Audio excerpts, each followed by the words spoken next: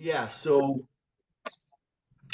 again, Gilad is with us. Gilad Skolnick is the regional, I would assume, New England representative of Leket.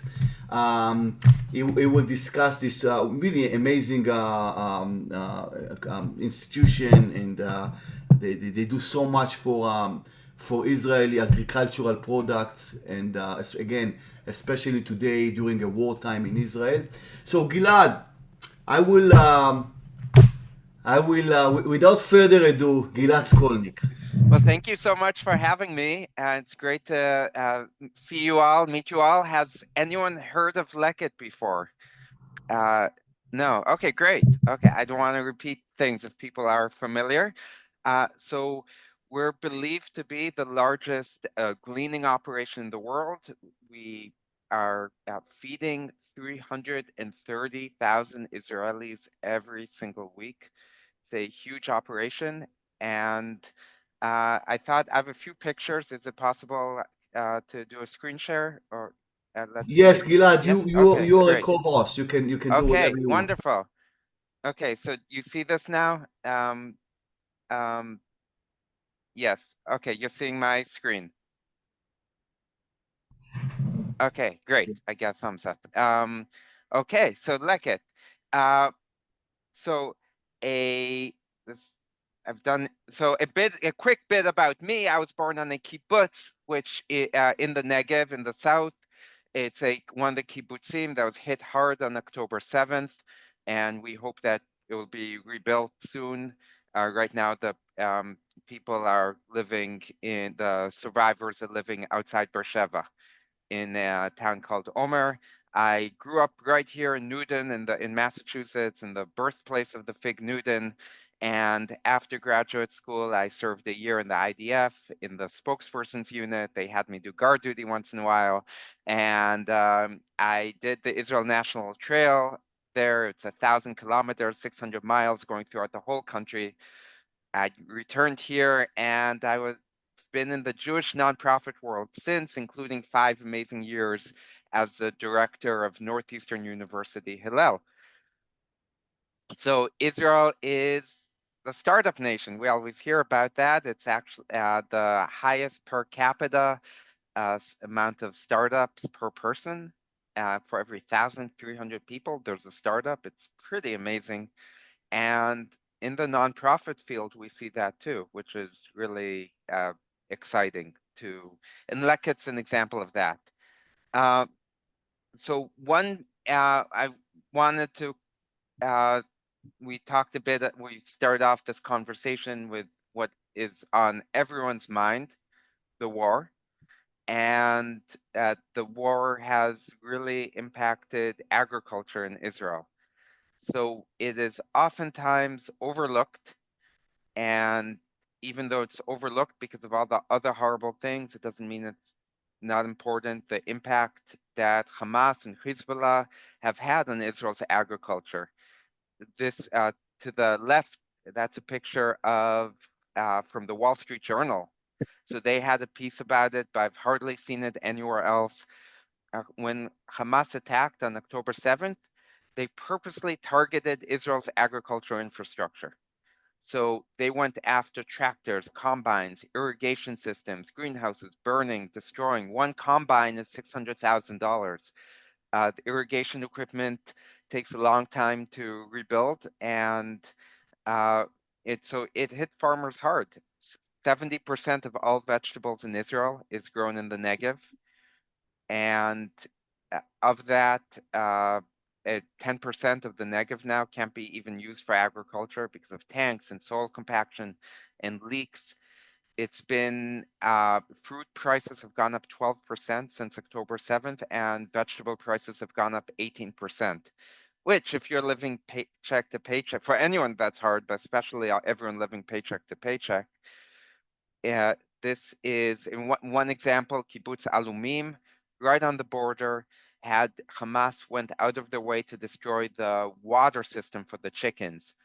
By the time that the kibbutzniks came back 72 hours later just to check on what was going on, all the 300,000 chickens had died of thirst. And that's not easy to replace. You can't just all at once order another 300,000 chickens. So to add fuel to the fire, Turkey was exporting food to Israel and they're refusing, they're boycotting. If Israel wasn't food independent right now, then we would have a crisis if we were relying on certain countries for food. And thankfully, we are food independent. And that's one of Leket's goals is to help that. So we've got foreign workers who were specifically targeted, even though Hamas knew they weren't Jewish, kidnapped or murdered.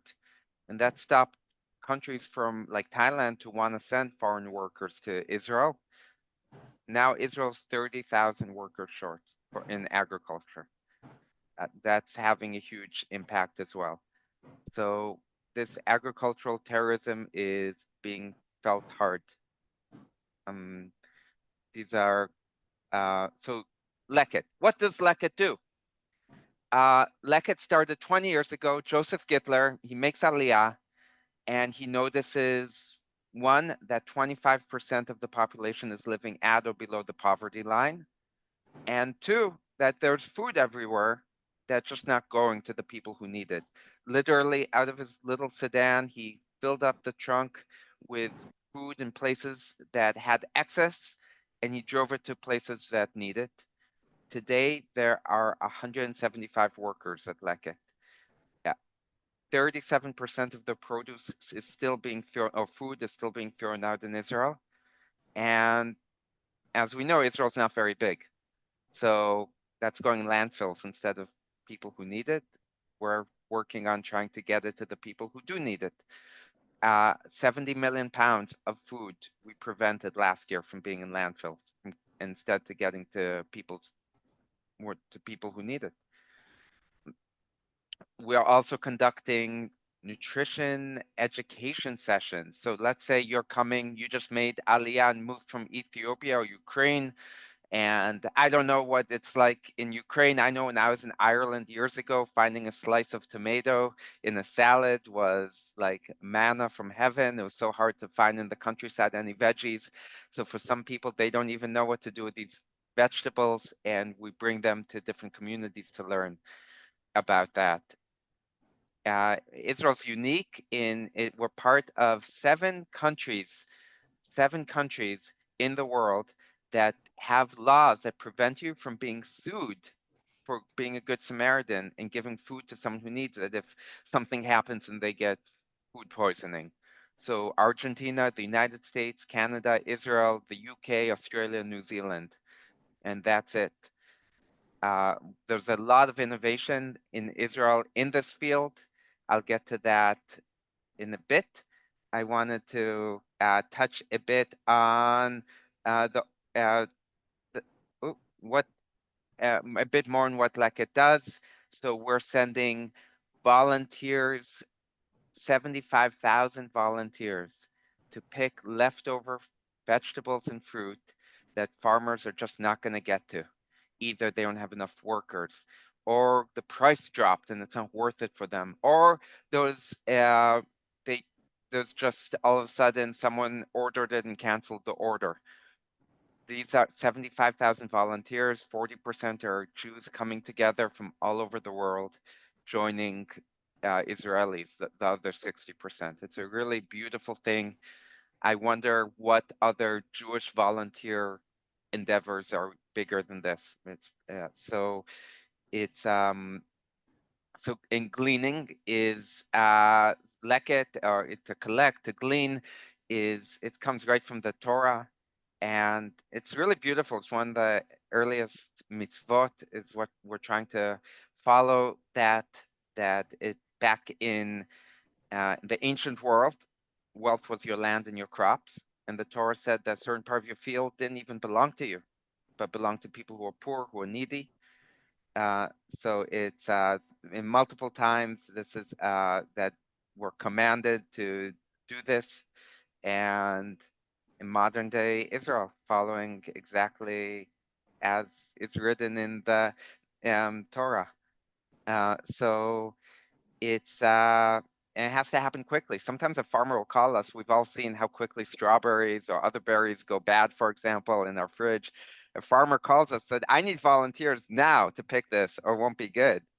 And we assemble right away. We find volunteers. It's so people call us a food bank, but in many ways we're more of a logistics operation. When I was at Hillel, I used to have Shabbat dinners and feed 100 people, sometimes 120, 30. That was a huge endeavor. I can't imagine what it's like to feed 330,000 people a week. I'm glad I don't have to take care of those logistics. Mm, So that's the meal rescue. We're rescuing, in addition, 1.8 million hot meals from 126 suppliers. And overall, we're working with 1,000 suppliers. So that includes if you've gone to a hotel in Israel and you've seen those buffets, you're paying money to have that breakfast. It's till 11 or noon. When I left, and last time I was at an Israeli hotel, there was still food when I left because God forbid I paid whatever I did and I don't get my morning brunch or whatever it was. Leket comes into those hotels. We package all the leftovers so you don't have to feel that bad that goes to waste. We freeze it, we put expiration dates, and we give it to people who need it. We're also going to IDF bases, the only military in the world to give its leftover food, as far as we know, to people who need it. It's the IDF, the Israel Defense Force. That's done through Leket. We package it all up. We go 60 bases every day. Every day they have for lunch a meat meal, schnitzel, etc. Dinner is a dairy meal. What are they going to do with the meat? They're keeping kosher. They don't know what to do with it. There's no bandwidth on the base to have a leftover section with a leftover fridge and to keep track of that. Leket comes in, takes all that. And God forbid a soldier right before they go off to fight or to guard duty, they're hungry. You always want to have make sure they're well fed. So same thing as the hotels. There's always leftover food. And just last week, that's why I have a picture in the middle of the Knesset, a law was passed saying in Israel that all government offices have to give their leftover food to people in need.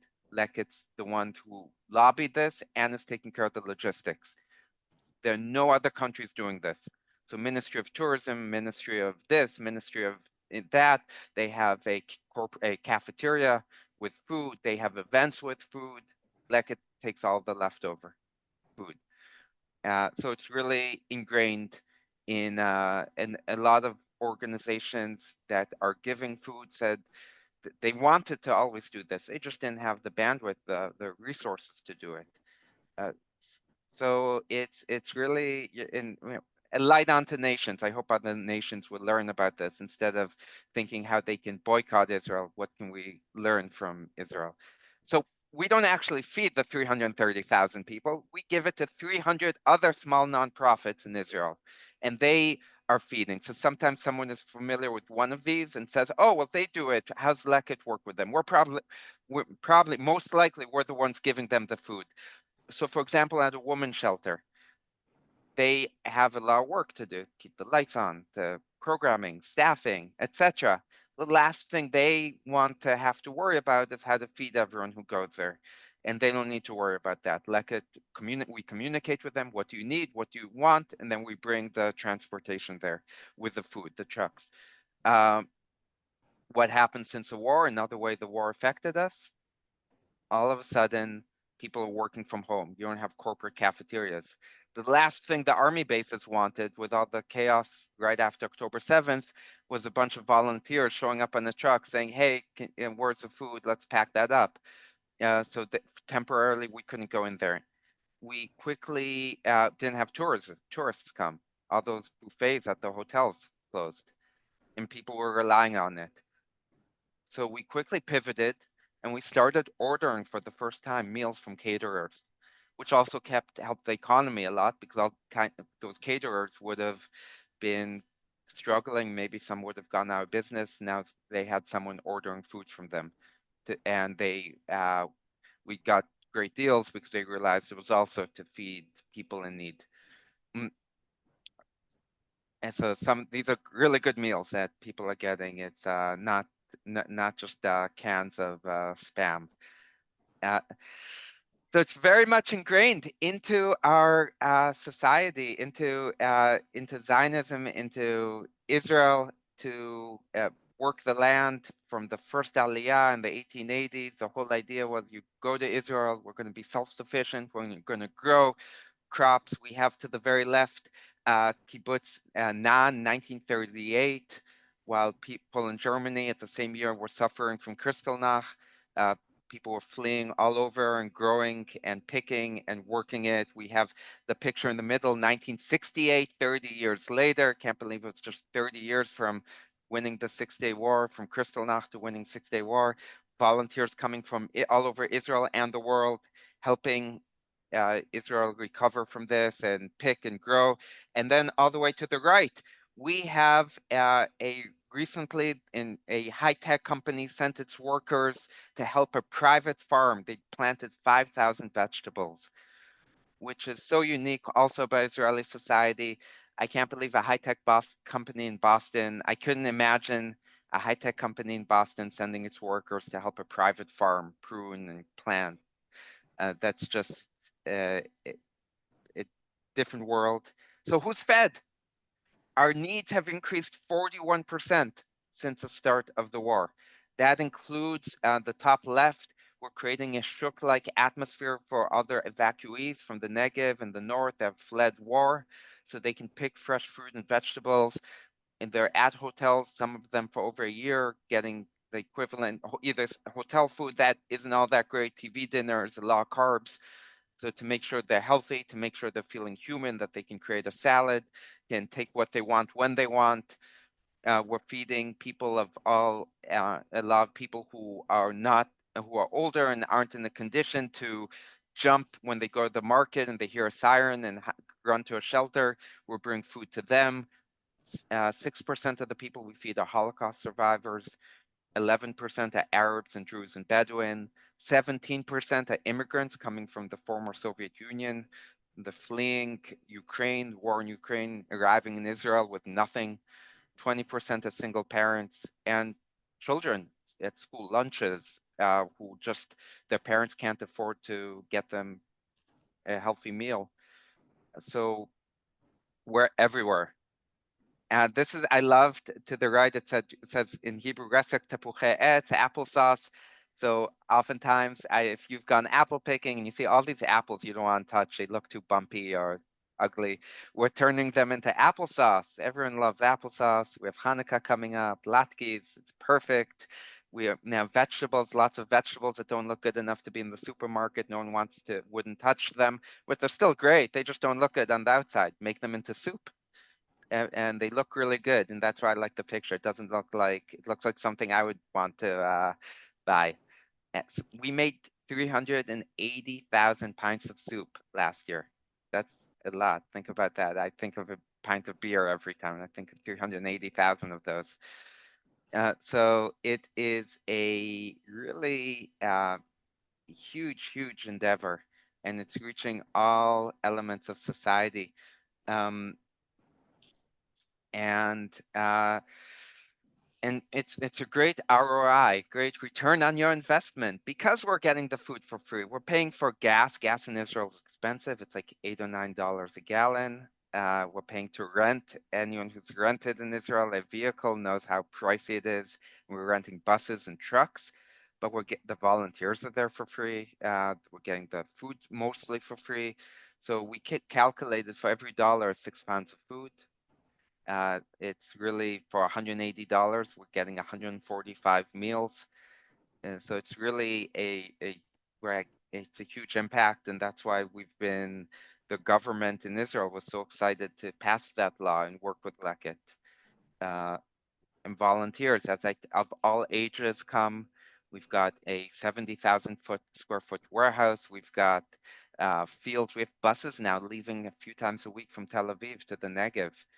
And farmers, their first choice aren't volunteers. They want someone who's, like any profession, someone who's an expert who does it full time is going to do a better job, but they can't get that right now. They'd rather have someone pick than have it rot. And we're also buying food from farmers for the first time to help keep them solvent. We're also giving them emergency grants so they can rebuild their irrigation systems, so they can stay solvent. It, the government and insurance might pay for certain things, but if you've got an avocado orchard that took 20, 30 years to grow, you can't wait a year until you get that check for your new irrigation system or your new whatever your fertilizer that got burnt that you need. You need that immediately. So we're jumping in and keeping them afloat. Sometimes I get questioned, what farmers get help? The the first priority of the farmers have been giving us their food. They've been giving us food that they can't pick. So we're giving back to them. Mm, And oh, activity highlights. So this is just the past year. We calculated everything we've done, and it's been a lot. And we don't have the same name recognition of a lot of other great nonprofits like Hadassah or JNF. They've been around a century. We've been around 20 years. That's why I'm the first New England Leket staff member to help raise awareness on Leket. I was yesterday in Connecticut. Next month, I'm in Rhode Island. We're just trying to go everywhere to get the word out so people know about us uh, and what we do. So uh, yeah, that is. I have a short video I can send, but I don't know if how much time there is. And how do I stop the share? Stop share. Um, and also, I am uh, curious if anyone has any questions because I've been talking a lot.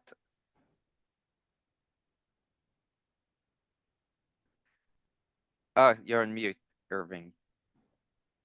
You're uh, Irving. Looks like you're on mute.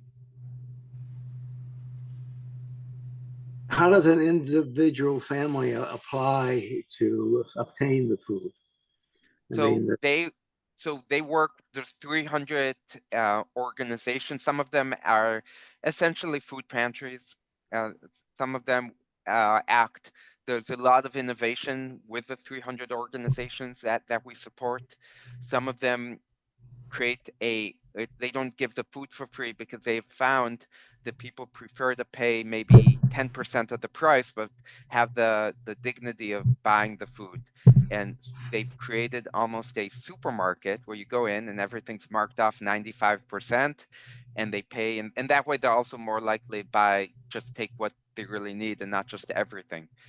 And they're throughout the country. We work in almost every town, Bedouin towns and secular areas and religious areas. And there's and people who need it have found out, and those organizations are also reaching out to help spread the word. is there a time limit? A family applies, they're getting the food. Do they have to like yearly check what their income is so they could stay on this? So it depends on the place and the organization. Some organizations have don't ask, don't tell in the same format as some food pantries come here. No one is checking your financials if you come here, and some of them are they have a list of people that they're giving to. And that's why we love to one not have to figure that out and delegate that to other organizations, and two, each organization knows their community, and it's hard for us to know every community and what that community might need. My last question is Yeah, drought sure. in Israel. Is there? Oh, Oh yeah, because we're really feeling it here. It's surreal to have a drought in November here. So in Israel, it's been, from what I understand, this past year there wasn't a drought, but Israel is incredible in water recycling for uh, and the desalination plants. I think that's another thing that the U.S. can learn from. I forget the exact statistic, but I think I remember the majority of water in Israel is being recycled, and it's and that's with a place that receives very little rain. So I hope it used to be when I was growing up, and it used to, until recently, it was coming from the Kinneret, and now it's coming from the ocean, which is really beautiful. Right. I remember when I was a kid in Israel, were warned not to waste water because there's not much in Israel. So, as Gilad said, Israel became very good at recycling it. And now you're And right. Now they're taking from the ocean. Yes. and it's great, like to see lawns in Israel are all being watered with water that's not drinkable, that was recycled from people's showers and toilets, etc. But why use drinking water for grass or for plants that Israel grows that isn't being eaten, such as cotton, etc. Yeah, so it's all they have a different color hose in Israel. I think it's purple, so you know not to drink from it. But it's all water that I think we here dump into the Boston Harbor. So I have a very short video I wanted to show. It's 2 minutes. Is that okay? Or Oh yeah. do we have the time? I don't. It's your program today, Gilad. Okay. Take your Okay. time. Great. We got about 2.5 hours left. So do whatever you want. Okay. So maybe I'll show. I'm I only have kidding. a slightly longer video, if that's okay. It's about at the. I'll show. Okay, I will show two. I have a lot of great videos. At it's one thing where we've started to try to improve on because it's sometimes the video is more powerful. Until recently, our marketing staff was almost non-existent just because we're so new and Yeah. we're running around doing the work. Just so you know, At we usually finish by 12. I was just kidding before. We usually finish by Okay. 12. So I won't put on the 2 hour video. Okay. Uh, here. I One can stay with you after. Yeah, I'll be happy to. let me see. Um, let's see. Okay. Let's see if this works.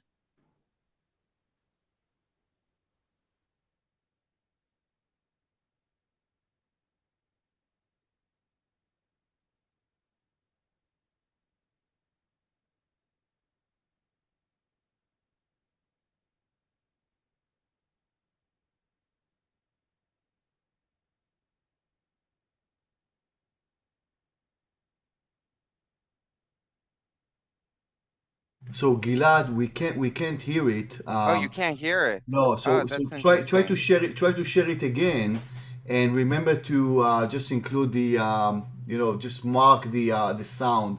Include the Oh, sound. thank you. There's an Oh, thank option you. there. Yeah, yeah, yeah. Okay, I'm learning. I'm learning. Yeah, try it again, and then you'll see there's include computer sound or something like that. You'll Okay, see. let's see if I can. Um, let's let's It's before see. that, so close it again, Okay. and then when you click on yeah, it happens to me at the service one time. I included something and nobody could hear it, only myself. So when you do share Okay. before you double click on it, click on what you want to share, and then it says on the right side share sound. You see that Uh, in the let's options? see. Oh, thank you. This is good. Yes, Here, good. All I'm right. learning. This is excellent. Okay, let's try number 3. Welcome to everyone. It's Do you been hear a it? year since this terrible Yeah. war has started, and I want to take the opportunity, being here in Leket Israel Distribution Center, to update you on all our operation. Let's walk in and see some of the work that we're doing. Volunteers. We sent out volunteers in the north, in the south, in the center of a country, all to volunteer with a farmer, pick their crops, trying to rescue as much as we can. Let's take a moment to talk about the farmers in Israel. The farmers have suffered severely because of this war. Leket Israel supported the farming in Israel in various ways. We have a loan program for them. We also purchased fresh produce, as you can see here, all to support the farmers in Israel. Even at the time of war, we can talk about innovation, a new program. Leket Express delivers fresh produce to people in need. Where there's a food desert, we come with a truck, we offload the truck, and then we open up like a vegetable market where people can choose and pick whatever they need to support their family. Rosh Hashanah, a time of war, Leket Israel is supplying to 40,000 families the different types of fruit required for this holiday. A year into this terrible war, and the North is suffering greatly. Leket Israel is taking action in this. We're supporting the farmers in the North with cards, with food, but not only. Also the people that have left their homes, we're trying to support them as much as we can. Let's take a few seconds to discuss the meal program. Initially, at the beginning of the war, meal donations went down severely. We compensated by purchasing meals. And now, thankfully, rescue has gone up again.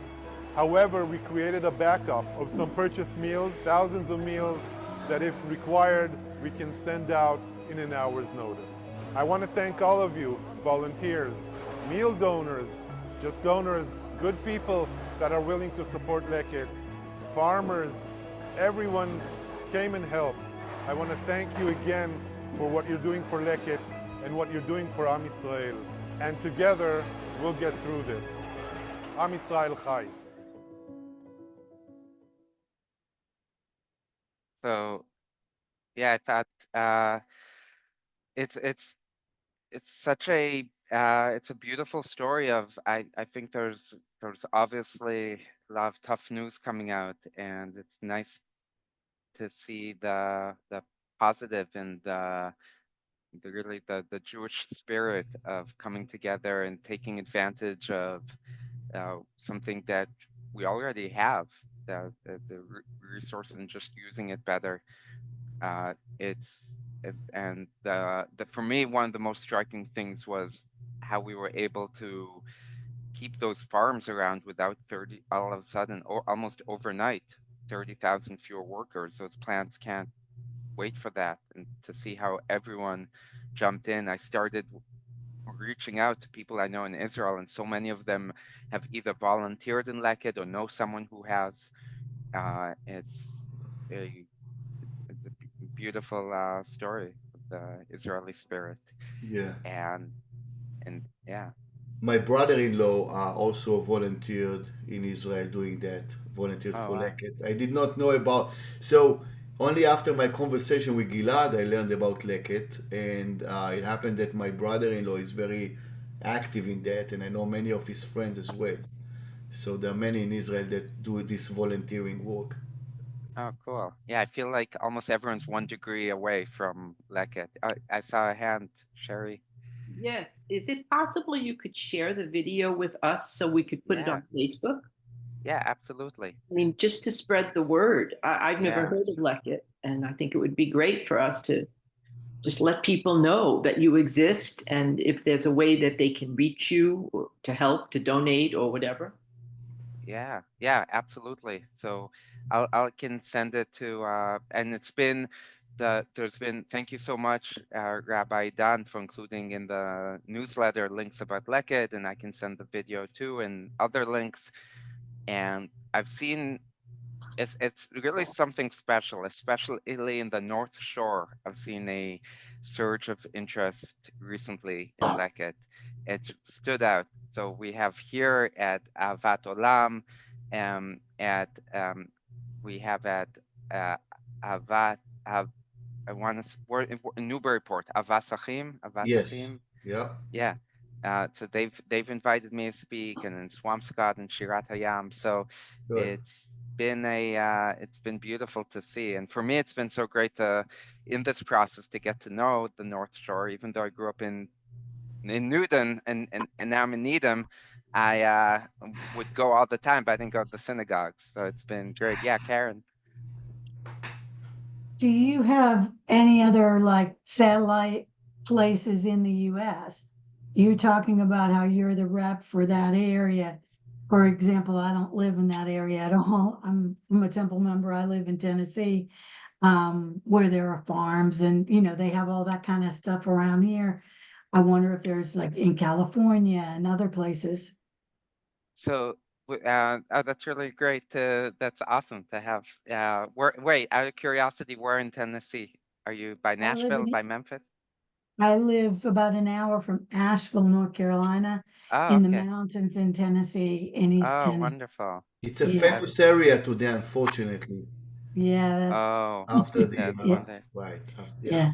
Well, it's I loved that area. Years ago, I drove from Asheville to Nashville, and I Mhm. just absolutely loved that. We have someone based in Israel. We just hired is I have to see where she was from originally, but she travels a few times a year to go to small communities in the South. That's her region, and speaks to people and speaks places and reaches out. We have a spare bones office in New Jersey. It's really with this is part of it is because the need increased by just in the past year by 41%. So we've had to grow immensely just to get the word out and in in such a short amount of time, almost overnight, even though in the past year, but really from October 7th to 9th, all of a sudden everything changed because it wasn't just the evacuees and the volunteers, but all the people who've lost their jobs because of the economy that are in a tougher situation. But I can, if definitely, if I can, my email's easy. I can share it after, but it's gilad@leket.us, and I can connect you to the person who over the south. She just moved to Israel recently, but she's in all the time she comes back. Oh, thank you. I can also another good way about the chat. Mm, Yeah, Irving. Oh, it's still unmute. Gilad, what a wonderful community we have here, right? Yeah, yeah, that's See, amazing. because of Ahavat Olam, everybody else contacting you. Look at this beautiful, wonderful community we have. Elv, you are muted. Okay, now, do Yeah. rabbis in the United States have like a national letter so you could send this information to all the temples in the United States? Because I bet you a lot of people, knowing that this is all for peaceful purposes to feed the population, yeah, people would be very energized to help out. So, is there a That national, will one rabbi speak to a whole group of other rabbis? Yeah. I think it's a wonderful comment, Elf, because even if we are disagreeing on different subjects, Leket is what connects Jews, I think, around the world. This is what giving back Yes. to the communities, Tikkun Olam. And as Gilad mentioned, it's not just for Jews. The help goes to everybody in Israel. And as you know, in Israel, you have Bedouins, you have Druze, you have Muslims, and you have also new immigrants that need help. I think that's a wonderful idea, Elv. And I would assume, Gilad, that you are contacting different synagogues and rabbis. So yeah, we have one on our board. We have a rabbi from Sarasota, Florida, and but I've been reaching out to every single synagogue in New England. That's been one of my projects to raise awareness. That's why I was in West Hartford yesterday, meeting with different synagogues there. If you know people involved in other synagogues, sometimes I imagine that rabbis have so much on their plate and so much that if it's an organization that they haven't heard about and they're really busy, it will help if a congregant says, "Hey, I'd love to do something with Leket. So please feel free to introduce me to anyone you know at a different community." And also, if you know people in other communities, for example, now, I'm speaking in the South Shore in Canton on December 22nd. So if the different places they can come in and they want to hear and someone, oh, I know someone in Sharon or this or that, I can give them more information. Another question: how about the Christian groups that are pro-Israel? Oh, so I'm going to pull this up. We actually have a website just for that. And that's great. I haven't received that question before, but we have a couple in Canada, a Christian couple who are pro-Israel, who are focusing just on the Christian population. And surprisingly, one of the biggest areas outside of Israel and the U.S. where we get donations is Singapore, because there's a large evangelical Christian population there. So, uh, one thing that makes Leket unique is most of our donors are in Israel. Most of the money we raise is in the US because there's higher salaries. But the reason that's unique, there's so many charities in Israel, organizations where almost all the funding comes from the US. And this really shows how invested Israelis are in it. It's something like 55 or 60% of the donors are in Israel giving whatever they can. So I'll just do a quick let's see, share, because I wanted to show you. So this is our web.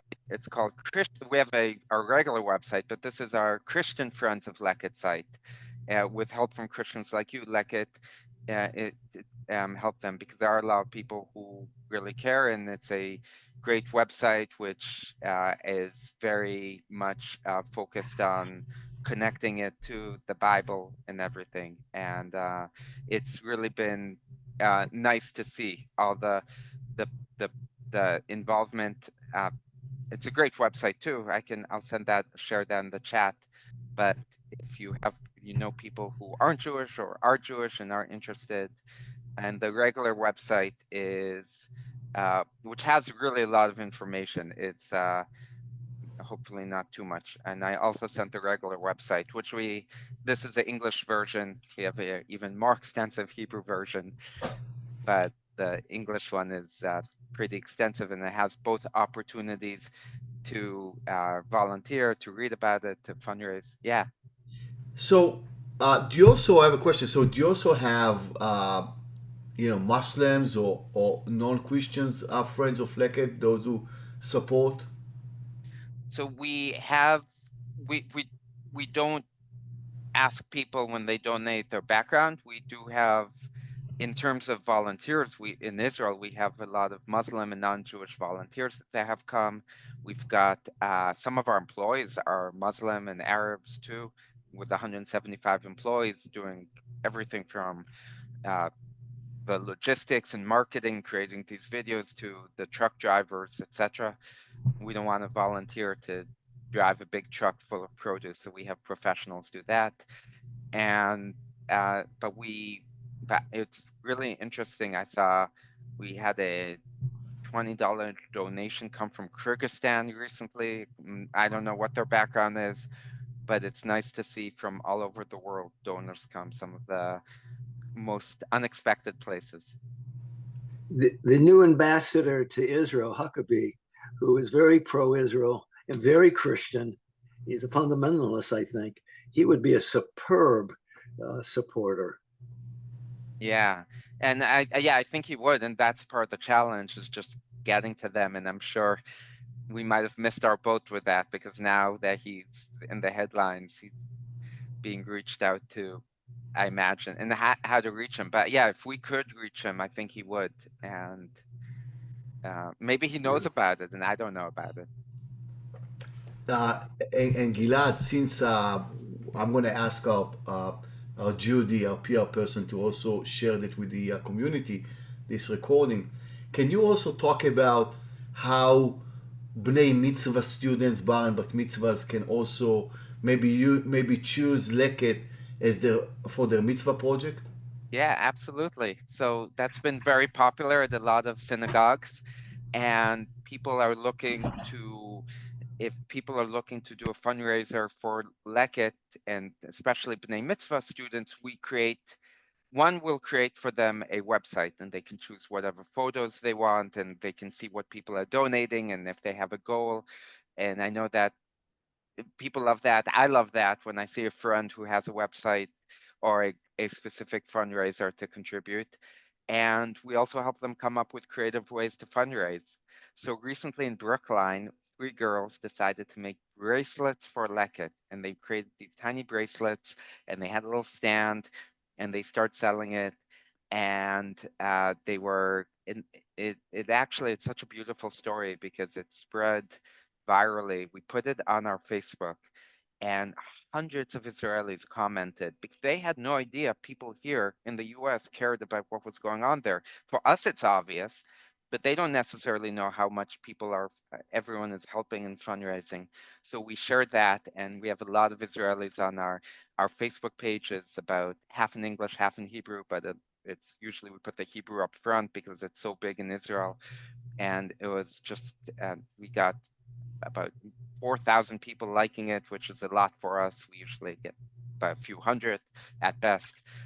So it's really beautiful. So we can help people come up with creative ways. We can help if they want to learn a bit more about the Jewish origins of Leket. And I think there's in the Torah, there's three ways in which three types of crops that are given to the poor. There's leket, which is what gets collected that wasn't harvested. There's pe'ah, which was the corners of the field, and there's shechicha, which is what was forgotten to be picked.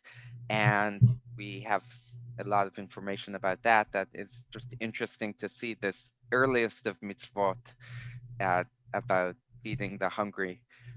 And one thing I do want to, sometimes people ask me is is there hunger in Israel?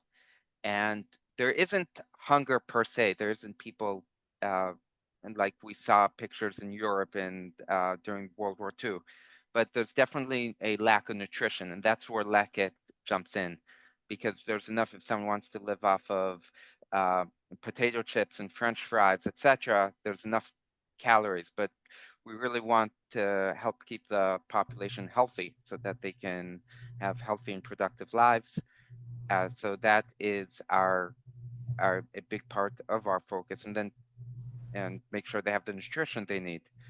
With another thing about the bar bat mitzvahs is that a lot of people who have their bar bat mitzvahs around the time that there's a reading on Leket in the Torah, and that people have loved to do that and connect that as well, or if people have had a experience with agriculture, whether it's here or there, or anything with food insecurity. So we absolutely love when people are interested. Some synagogues have, especially some synagogues we've seen they've added it to their menu, and people have gotten really excited. I think I already know what we'll do in our next Temples trip to Israel. You know, we usually plant trees. I mean, we can still do that, Yeah. but maybe we can also take a couple of hours and volunteer in one of Leket's facilities. So let me ask you, Gilad.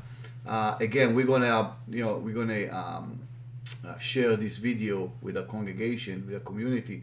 What do you expect us? How can we help?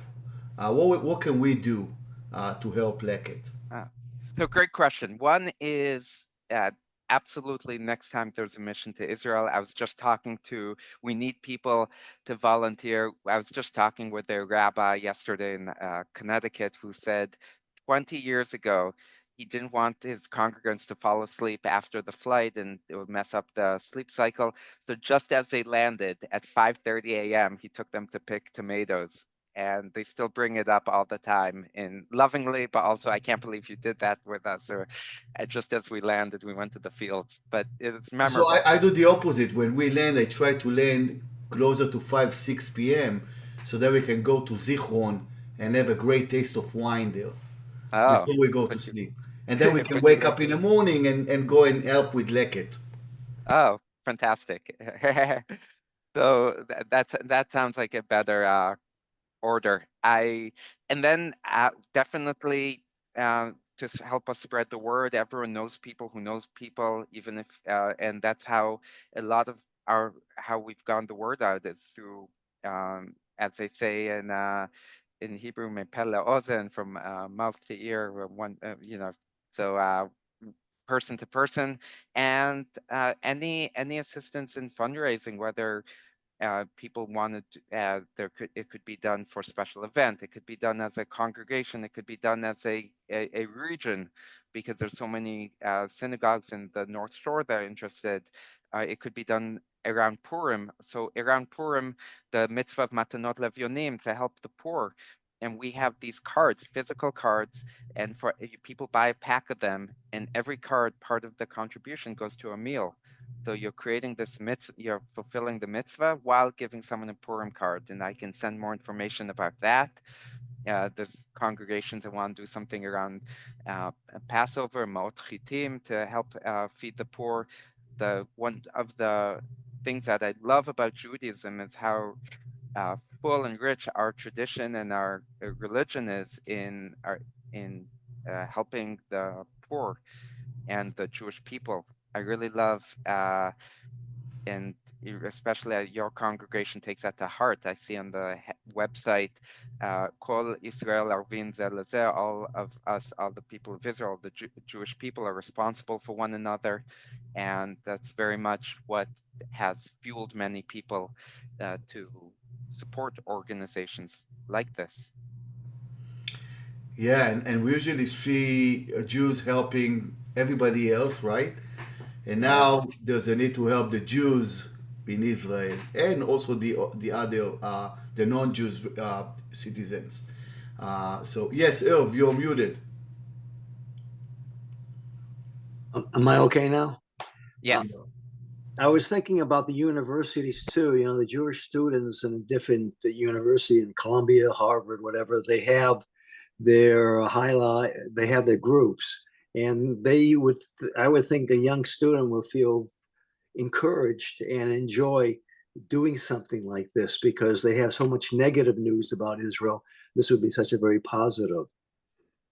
So it depends. I think hypothetically, yes, we have had fraternity like API, the Jewish fraternity, in the past raise money for us. In my experience, the students just had such limited money, and if they did, they wanted to have it go out so they can go out at night, and it was always hard to fundraise with the students. But it does have an advantage of reaching them. So when they do graduate, they'll think about it and think about philanthropy. One thing I love also about it was important to them, they just didn't always have the ability to give a lot. But it's always interesting when I talk to American Jews and I ask them, what was your earliest tzedakah experience and your earliest philanthropic experience? And they almost all say going to synagogue. And it's so beautiful. And I don't know that that's with every community. And I think that's one of the things that makes it so special, how ingrained that is. And they definitely, even if they weren't able to do much, they were very much, it was on their radar. But one of the great things with Leket is the amount of impact you can have with not being able to, no matter what you give, because even $1, £6. We have some people like to do recurring gifts, and the thing that I always notice that I love is once a week we get $1 from someone in Australia, and they want to give what they can, and I absolutely love that. Yeah. Sherry, I see. Do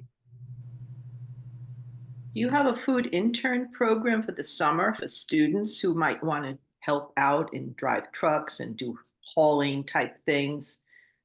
Oh, that's a good question. I will get back to you. I haven't received that before, but it seems like I'd imagine there's a need.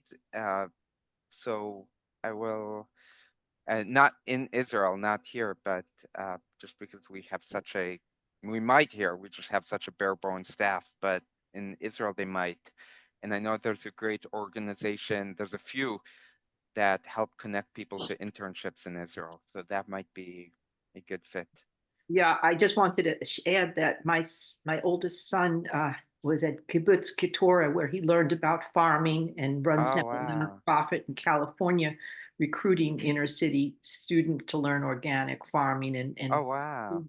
policy. And I thought of him because I thought, so many students don't know what's going on in Israel, and they really are blinded by the news and by the politics here.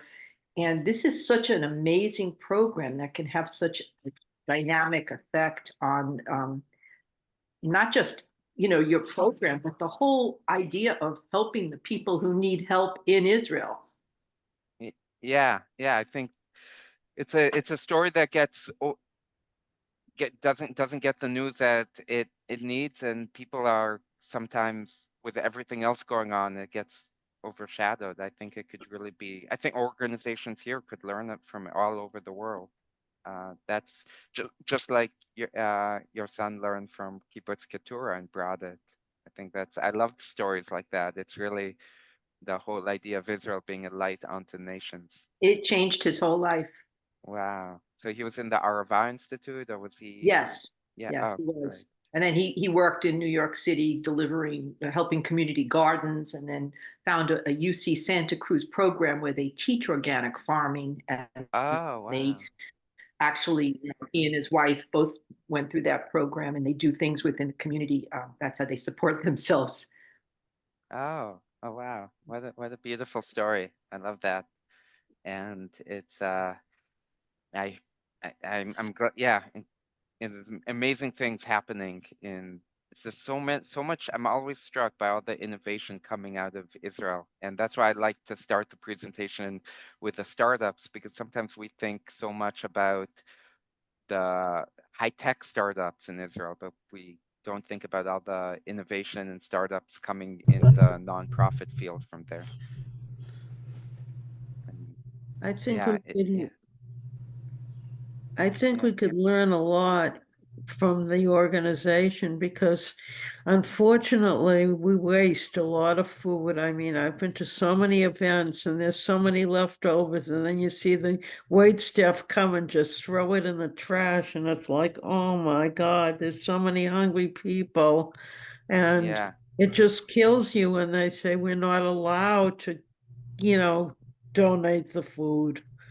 Why would And why would some places be allowed and others not? I so mean, I'm I know it's a matter of being sued if somebody gets sick or something, but So there's definitely, I'm not familiar with all the rules about what food can be donated and what can't, but and anyone can sue for anything, so they could sue without any grounds. But from my understanding, the US has laws to protect you if you're donating food to help someone. I don't know the specifics, and you could still sue even on no grounds. At Northeastern Hillel, I put a refrigerator outside with an extension cord and all our leftover Shabbat meals, because students would never sign up ahead of time. And if one kid didn't get food, I would hear about it from their parents. My such and such went to your Shabbat dinner and there wasn't any schnitzel left. How could you? I finally got him to show up to Shabbat dinner, and he left hungry. So just get extra food. And I'd say, well, I don't know how much extra to get. I don't know how many would show up. I could get 200 meals and 100 would show up, or 220 would show up, depending on the weather, or if there was a hockey game that same night, or who knows what.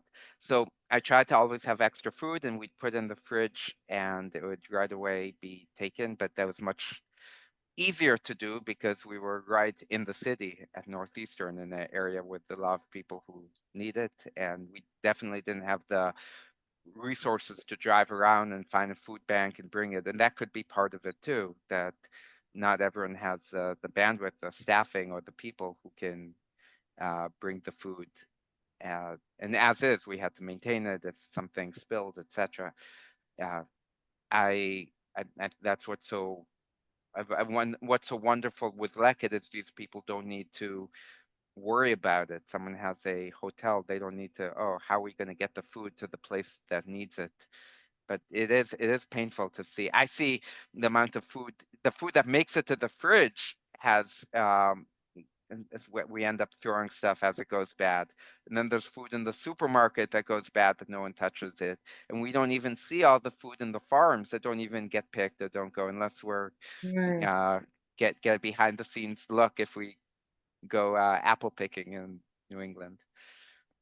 So it's really, and there's those all the time in Israel. There's even whether it's weather and a hailstorm or something else, and it's so nice for me to. So heartwarming to see this happen.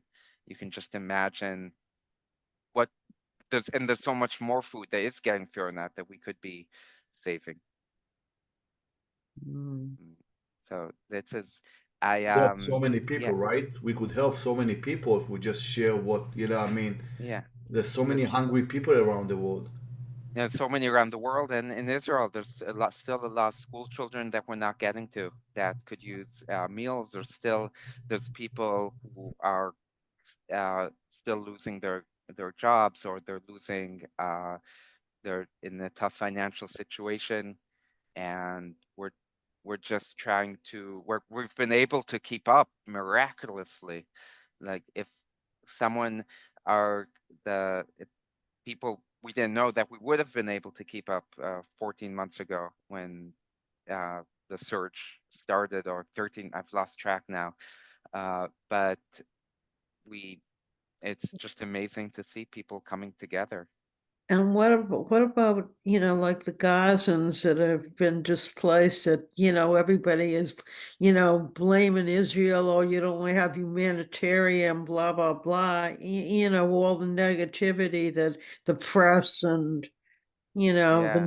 the media are showing. I mean, which unfortunately, Israel's got a bad rap.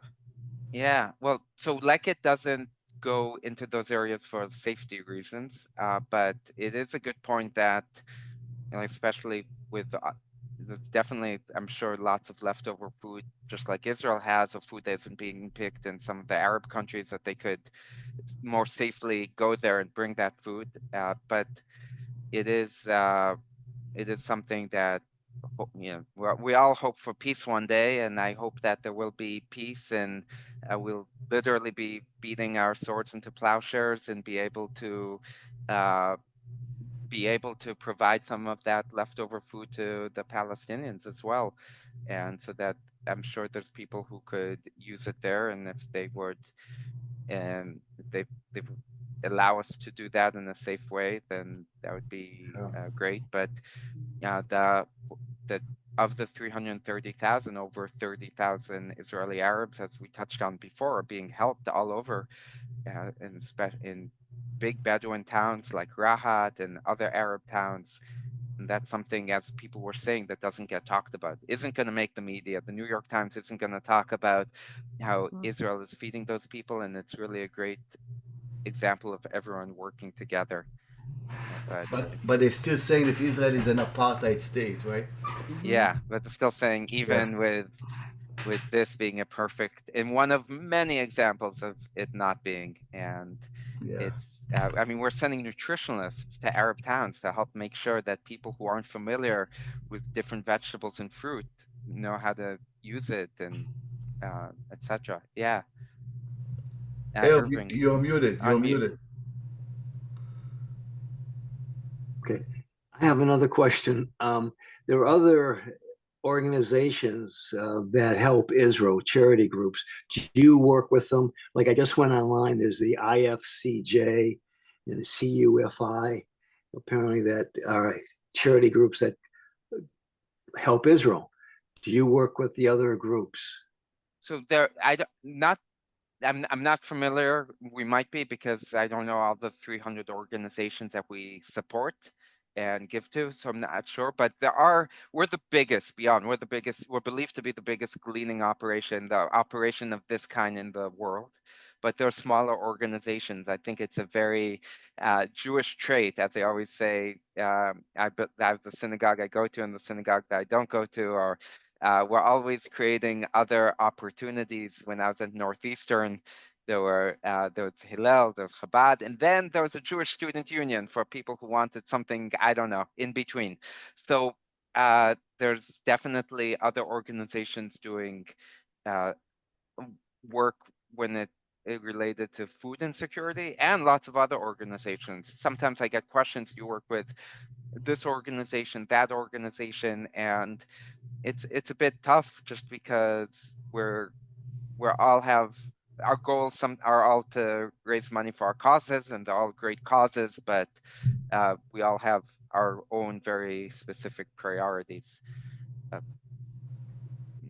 but it is beautiful to see all the organizations that exist in Israel, from small to big, and how people really want to help in every way that they can. Uh, for Israelis, Israeli culture, the philanthropy is really relatively new. When you talk to older generations who didn't have much, it wasn't as much of a thing. They give their time, and but to be able to give money is a new concept. I've spoken to Israelis here, and I asked them, when did you first start to give? Because they didn't have that Hebrew school experience. When was your first philanthropic experience? And many will say, "Oh, last year I was invited to an event, a fundraising event, and I learned about this concept." And so it's interesting. I know my, where it's the speed of which the country has developed always strikes me, and that's probably why when my mother was growing up in the 1960s in Kiryat Shmona in northern Israel, she tells me there was a cart with a donkey that would bring ice to put in people's fridges. That's so in that situation, people didn't have much extra to give to philanthropy. Mm.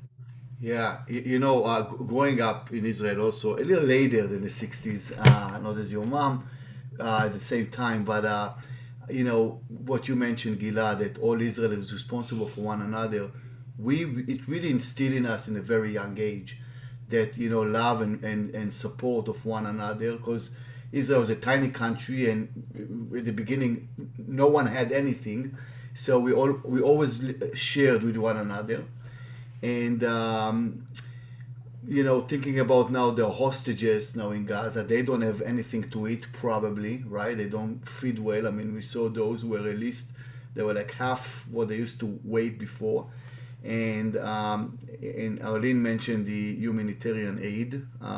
We know that Hamas is taking all the food from their own people, and now I believe there's an American company that, my God, these humanitarian aid trucks.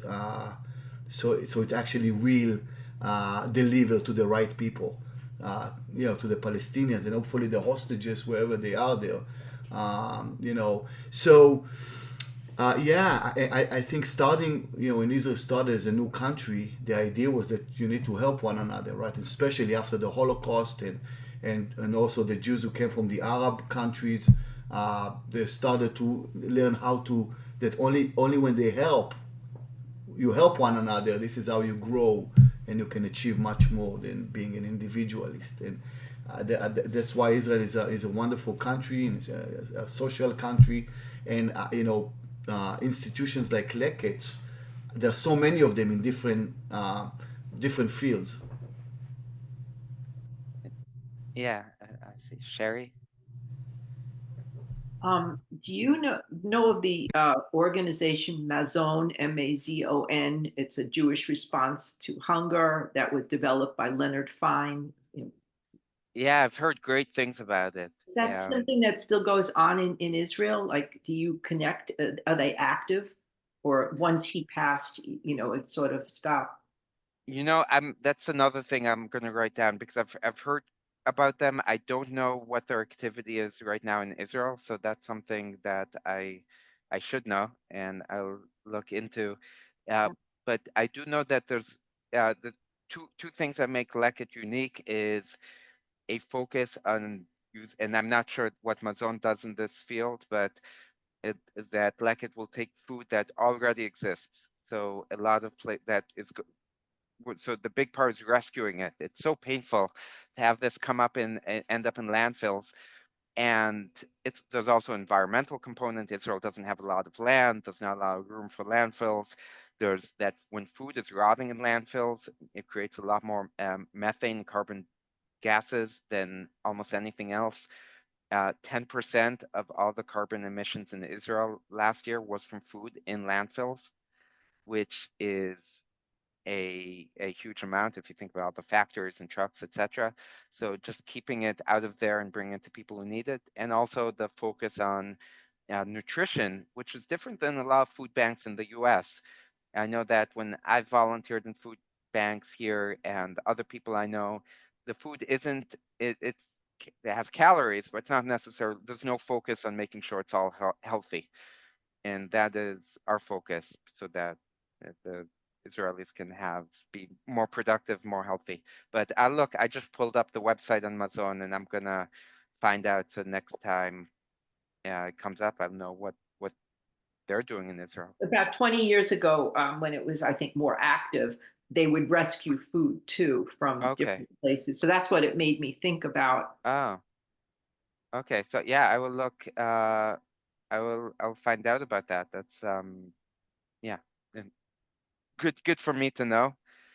So it's on my list. Thank you. And yeah, shows you what a Jewish value this is, that there's so many, that we aren't the only ones doing this, that there are other people. It's really a value that has sparked many organizations, and uh, we we're like a lot of these, we're all relatively um, new, because as the country has developed and gone bigger, and there's more, there's been a element of poverty that wasn't previously addressed, uh, maybe because of the stark differences of a certain population that is doing very well.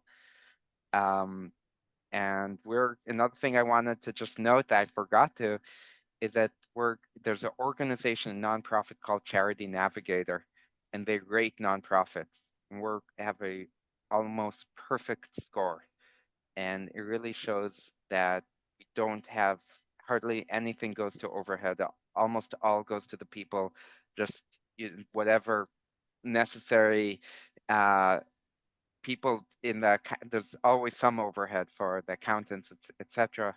But it's 4 out of 4 stars. We got 97%. The one thing we need is, we're working on it. We need our own website, because we use we're technically American Friends of Leket Israel, and we're bringing our funds to support Leket Israel. So that is, we'll get that within the year, and then we're hoping to hit that 100%. Gilad, do you have also a surge in community gardens? You know, like during World War II, people had victory gardens. And they Yeah, would have yeah, community I love that gardens. story. There's actually, uh, Yeah. Did he freeze? I think it's, yeah, I froze. I don't know why, Oh, but yeah. maybe one of my kids is doing something. But I downloading, no, they're 2 and 3. They can't download yet.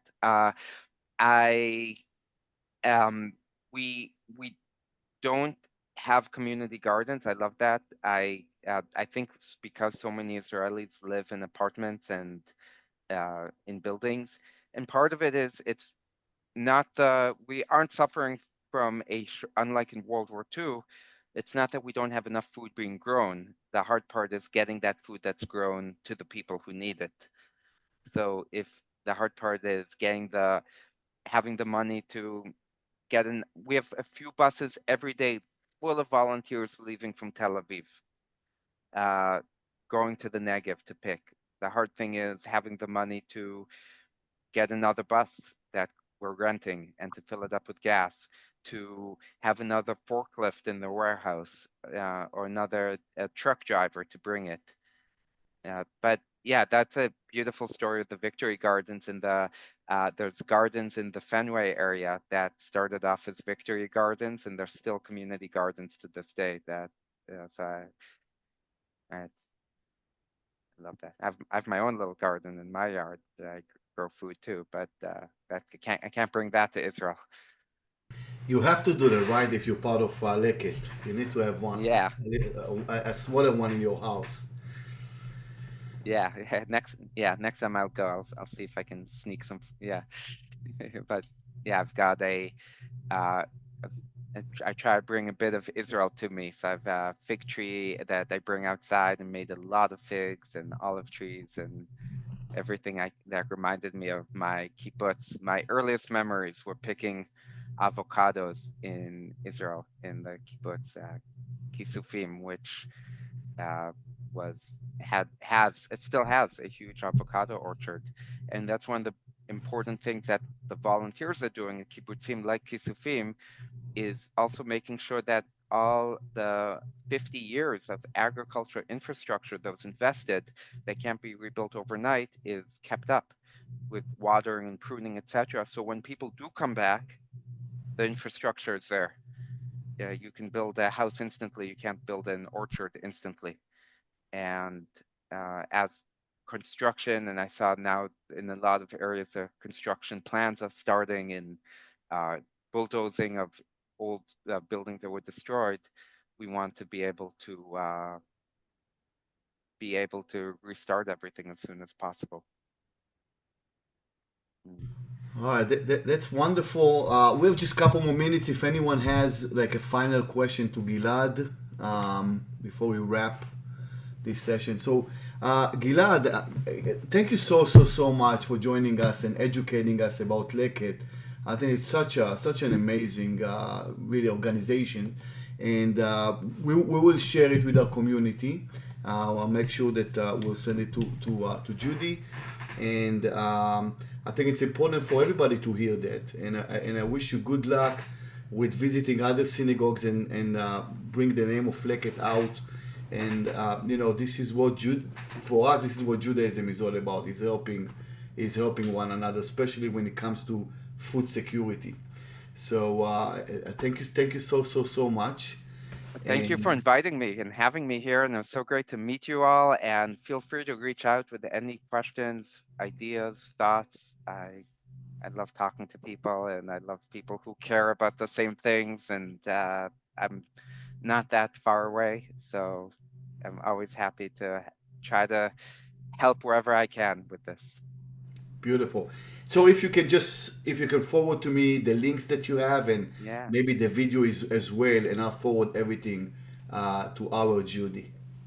Okay, fantastic. Toda rabah. Thank you, and I'll hope to see you sometime in the near future. Toda rabah, Gilad. Thank you so much. Thank you. Thank you. Bye-bye.